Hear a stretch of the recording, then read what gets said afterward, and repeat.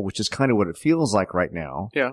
What I'm hoping from this Me Too movement is we can shape and transform the people that will eventually become that. How are we actually putting people on notice that we cannot accept this behavior, and maybe it will stop the Lassiters and this movement forward. I don't think it's going to stop the pedophiles, the sexual predators, because there's something dysfunctional in that situation. And we talked about that when we initially teased this, that I can't help but think that people such as Michael Jackson weren't abused themselves. Probably, yeah. And now it's a cycle of, they did that to me, now I need to see why they would do it, or to make me feel normalized, I want to share with them what happened to me, and whatever it may be. And the good Lord, I mean, the sickness that ensues, that is truly a cancer that is passed from one victim to the next. Well, the other direction that I was going to go in, and speaking of Jackson or Lassiter or R. Kelly or anybody else or Cosby, is the idea that these celebrities or these wealthy Americans or these politicians, they get power and they consume power. True. And they become almost egomaniacs to the point that nobody ever tells them no. Right.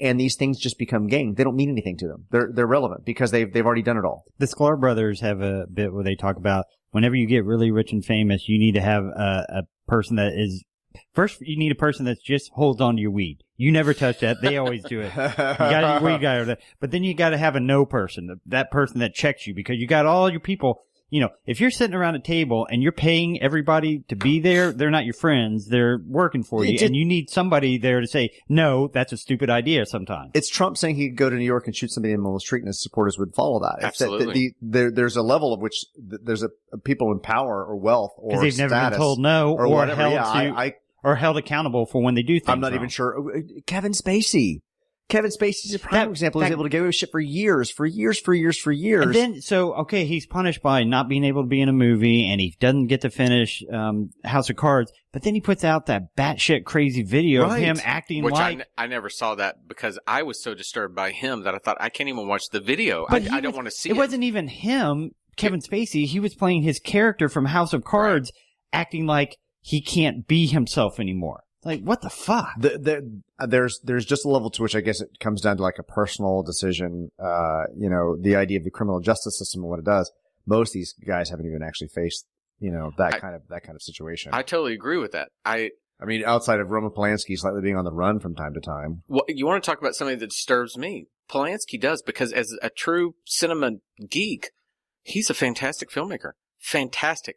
And every time I even think about watching him, I feel gross. And then I love Woody Allen. And Woody Allen's another one. Yeah, I've not even allowed myself to go down that path, because Woody Allen to me is truly, I grew up learning about cinema by watching Woody Allen. And so now I'm like, it's almost like I can't let go of it because it crushes my soul. The hard part isn't necessarily the work. It's the knowledge of the person and what could have possibly gone into the work. Mm-hmm. So when we're scrutinizing lines from Michael Jackson, it's no longer just a fun pop song. You're listening for those small things. That's exactly it. What is he really saying? The undertones, when you're looking at Polanski, you're looking for those scenes that might indicate. Well, again, that's why I will not perform Billie Jean for audiences when I play in my duo anymore. I just can't do it because, the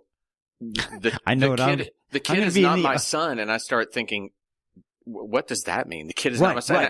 And now I fuck up whenever I sing to people. I can't do it. And so I'm just going to be in the audience screaming, "Play Billie Jean!" I will kick your ass. But I can't, like Cosby, when he's being romantic with Felicia Rashad on screen. Now there's a level to it that I'm like, that's what is, it just gets weird. It just gets weird. It doesn't mean that the whole work itself is evil or terrible, but with that knowledge, we begin to kind of break down.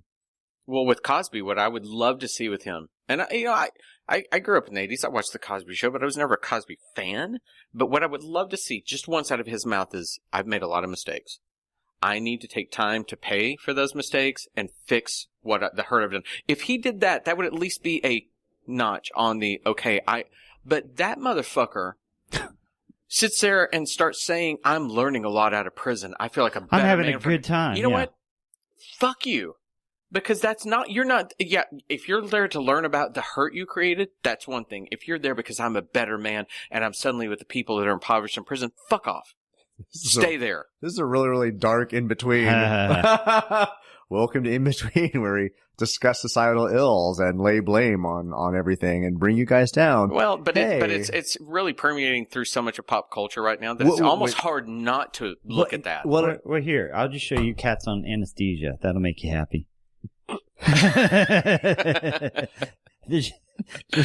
We look over and there's a picture of a cat and their tongues are hanging out and their heads just sort of flop around. This is kind of cruel, though. I was about to say, God, I feel like I'm watching Cosby. They're just watching lab animals. Now, they're waking up from anesthesia, so they're okay. They can be loopy. They can tell some bad jokes. This is really fucked up. I've always respected the people that can look at life and say, I fucked up. Yeah. And now you know what I'm going to do? Take responsibility. I need to own it. Is that Louis C.K.? No, actually, I don't think so. I don't think that's another one of those. Did he apologize at all or anything like that? Just tried to say I was wrong with some people, but then completely came out and was like, fuck off. You know, what's really frustrating sometimes is when you get into these high power political scandals and politicians or celebrities or whatever, and you really start to begin to kind of, I to a certain extent feel bad for, but also want to call out the peers beside them that will stay by them through some of these things. You know? Yeah. They will defend a comedian. They just don't talk about it. There's a lot of times where I hear a celebrity chime in on something that's not related to them. Like, why are you even talking? Well, why are you even putting that out there? Did you? Yeah. Some people think that just because they're famous, their opinion has more weight. Don't talk about stuff you don't know. Don't put yourself out there. Don't politically do it. So one of my very favorite performers right now is a guy named Jason Isbell, kind of a Americana guy that's really doing a lot of great work. Did you hear about Ryan Adams, the rock star, and the abuse he was leveling towards women? Yeah. So yes, Ryan Adams, famously a whiskey town, very troubled, tortured soul, alcoholic, a lot of problems. And make sure we're saying Ryan Adams, not Brian Adams. Not the hack, not the Canadian. Ryan. So Ryan basically had it leveled against him that he continued to not only date women infinitely younger than him, but to emotionally and verbally, really there weren't allegations of rape or anything. It was emotional and verbal abuse. And then to the point of using his stature within the indie world to crush these people. He was famously married to Mandy Moore, who's on This Is Us. She even came out to corroborate the stories and say there were a lot of times, she's a singer, where he would say, I wrote this song for you, and they'd go to the studio, and she'd show up expecting to record it, and there's some other woman, and she's like, I thought I was recording it. She went, and he said, no, I wrote it for you, but I gave it to her. And he would control her. And then I famously remember him being on a talk show, and they asked something about Mandy Moore, and he goes, she's got the biggest feet I've ever seen.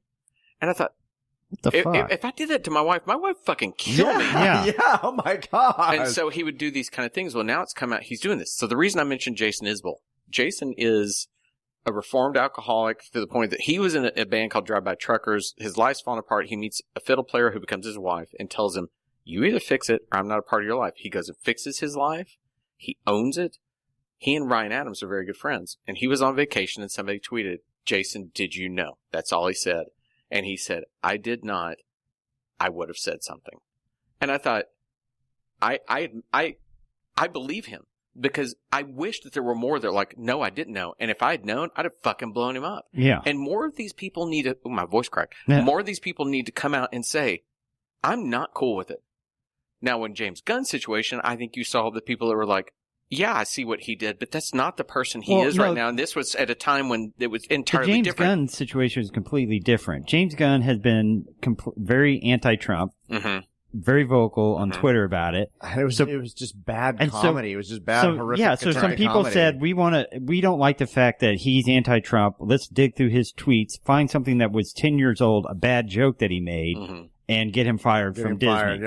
Because he doesn't like our glorious master. And I'm asking this completely in a neophyte role. I don't know the difference between what he wrote 10 years ago and what Kevin Hart said. Are they both bad attempts at comedy? What were they? I never saw either one of them really, so from what I I can't understand, comment. his was a bad attempt at comedy, and Kevin Hart was saying, if my son was gay, I'd beat him as a joke. And that's not a joke. No, it's not. But also, Gunn has moved from that point and accepted it and just did stuff. Kevin Hart's like, fuck it. Kevin Hart. Does that make sense? You want the person to say, "Hey, I made a mistake. I did Kevin this stuff." Hart. I do like that. He didn't really ever do that. Okay. And he's still not managed. Like, you begin to bridge a gap. You say, okay, you know what? I'm going to own the fact that I made these jokes. I was a different person 10 years ago. I was a different person 10 years ago. I'm going to, I've learned so much in the time since this. As a learning experience, I'm going to be doing something. Just do something to make it, we all have to make mistakes so we can learn to be the better people we hope to be. Something like that. And make reparations at some point. Like, I'm going to volunteer at this organization. I'm going to highlight this. My next tour is going to fundraise money for this organization. Just something. Yeah.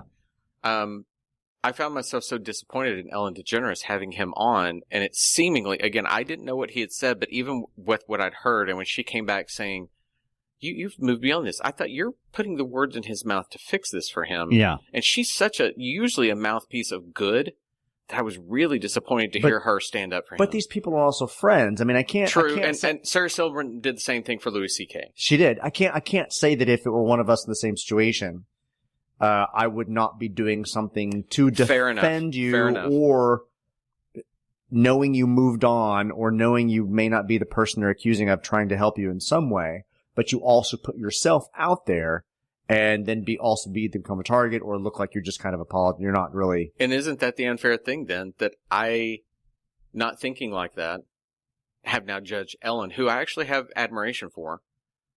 And that's the crazy shit of this. When we all start doing this, we take bits of half truth and half information and form our opinions, which become the collective opinion that hurt others. If Ellen truly is a good person that knew that, and I didn't hear that. I didn't hear that she, if she knew him and she's trying to help, I didn't think that perspective. Wouldn't you want her to go on stage? I'm just saying, okay, we're in a situation with Kevin. Kevin's going to come over and do this great interview. I just want you to know that I've known him for 10 years. Yeah. He's not the person I know these comments to be. He's not, exactly. Just some kind of I just have true confession. So he has been my friend. Mm-hmm. We're going to talk about this today. Mm-hmm. But what does that take? The audience would be completely and totally respectful of that kind of. I'd be like, I would. Okay. Anytime anybody shows that level of exposure to themselves, of saying, look, this is what I know. Yeah. I'm not saying that I'm not beyond reproach, but I know this, and I want to share this with you. I admire that. Yeah. Now, at the same time, you had Felicia Rashad coming out and protecting Bill Cosby, and I wanted to go, you complete moron. You're not doing anything about trying to show the man. You're just trying to cover for him. And that was... Well, I mean... She wants them fat residuals from the Cosby Show. I don't know that's not true. If they're not playing, they're not getting money. Part of the defense why... leaving Neverland is a bad idea is because it hurts the estate. I've heard that used in an argument. I was like, I know. Fuck the estate. Yeah, the estate is not a person. Fuck your check with Felicia Rashad if that's what it is. Sorry, Felicia Rashad. I actually really like her a lot. But that idea of well, that the fact that they're suing the filmmakers of Leaving Neverland for $100 million. Okay. Why $100 million? Why not simply to shut them down? You're suing for $100 million because you believe there are damages to your state and the effect of $100 million. Now it's a financial reward. It is not to end this. It is to make restitution for the things that you feel you've lost or the potential earnings you've lost according to the damages it will do. That, when I heard that, I thought, fuck them. Now I know that in my heart of hearts that they even know that shit's right. Because they know that it's over. They know that they are not going to make the money they once made off of him. Just the idea. We're moving into this idea of corporate ownership and money to be made, and it becomes people are fiercely protective of the money they make, even off of something that is gross. God almighty, money it's the worst thing in the whole world. Once you have it, you want more money and power. You want more of it. You're willing to do whatever it takes to retain Rod Serling talking about the Velvet Alleyway thing. It's when you get to Hollywood, they give you all this money and all this power, and then you get used to it, and then they threaten to take it away from you, and that's when you get trapped because you want that money and power, and you got to do whatever you have to do to keep it. Wow, I'm really sorry for the dark I in between. know. Yeah, let's talk about something light and exciting. Okay, we got 5 minutes to talk light and exciting. Oh, Sean saw Captain Marvel. Yeah, it was good.